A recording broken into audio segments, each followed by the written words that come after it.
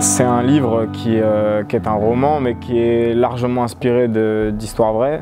Je suis avant tout journaliste, avec une formation de journaliste et de reporter. Je travaillais avant à la revue 21 où on m'envoyait sur du grand reportage, et c'est comme ça que j'ai été sur le terrain de la protection judiciaire de la jeunesse, à la rencontre de ces délinquants-là et de ceux qui essayent de les sortir de la délinquance.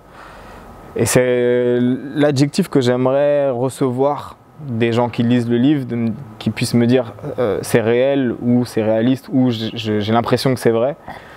Parce que c'est, disons, la principale des contraintes que je me suis imposée, c'est-à-dire de raconter des histoires vraies, ou en tout cas qui paraissent vraies au lecteur. Donc c'est important pour moi que les gens en lisant se disent c'est pas de la science-fiction, c'est la France d'aujourd'hui, c'est la France de 2019. Je suis parti sur le terrain de la protection judiciaire de la jeunesse avec des préjugés sur la délinquance, et on a trop tendance à oublier que les délinquants sont avant tout des enfants quand ils sont pris en charge par la protection judiciaire de la jeunesse. Et qui dit enfant dit aussi droit à l'erreur et droit à l'oubli. Wilfried, qui est le héros du livre, c'est un gamin qui a 15 ans, et le titre s'appelle Sale gosse parce que justement il ne faut pas oublier que c'est des gosses. La délinquance des mineurs, ou la délinquance de manière générale, elle est toujours prise comme une espèce de problème global. On dit les délinquants, les caïras, les racailles, les sauvageons, les voyous. Et l'histoire raconte celle d'un enfant, pas d'un délinquant ou d'une racaille, mais d'abord d'un enfant qui essaie de s'en sortir. Parce que comment est-ce qu'on fait pour s'en sortir quand on est mal parti dans la vie?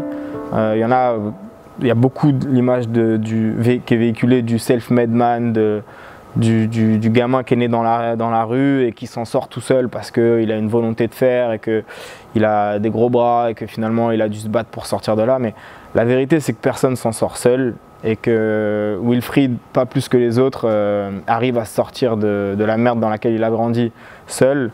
Il s'en sort parce qu'il y a des gens qui lui tendent la main, il y en a qui s'en sortent parce qu'on lui a répété des trucs qui finalement lui reviennent aux oreilles quand il a l'âge et la maturité pour les comprendre. Et il s'en sort parce qu'il y a une personne qui rentre dans sa vie par effraction, et cette personne, elle s'appelle Nina.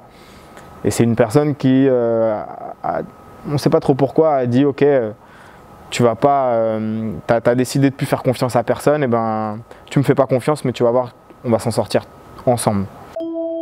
C'est pas un livre misérabiliste, c'est pas un livre dans lequel j'essaye de faire passer le message que grandir avec moins de chance que les autres, c'est une fatalité. J'essaie pas non plus de dire que Wilfried est complètement innocent et qu'il est la victime d'un fatalisme qui fait qu'il est né sans parents, il a grandi ballotté entre les familles d'accueil et tout ça.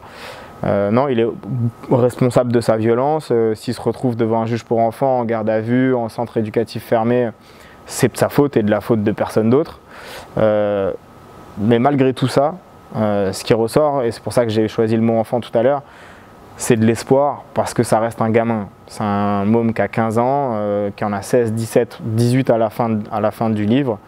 À 18 ans, on est un adulte au sens de la loi, mais encore heureux, on a encore toute la vie devant soi. Et j'espère que les gens, quand ils ferment le livre, se posent la question de savoir ce qui va arriver à Wilfried, mais se disent qu'il reste de l'espoir.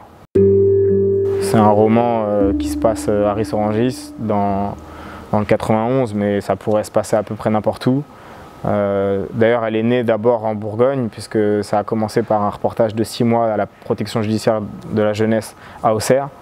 Donc c'est une histoire qui est assez commune en fait, qui est assez banale, qui est celle d'un gamin qui pète les plombs, mais c'est un gamin français qui pète les plombs. Et ça raconte un bout de la France de 2019, et pas autre chose que toutes les raisons qui font que quand on est dans un milieu un peu défavorisé, quand on grandit sans père dans une cité, quand on n'a pas forcément les codes pour s'en sortir, c'est un petit peu plus difficile que pour d'autres.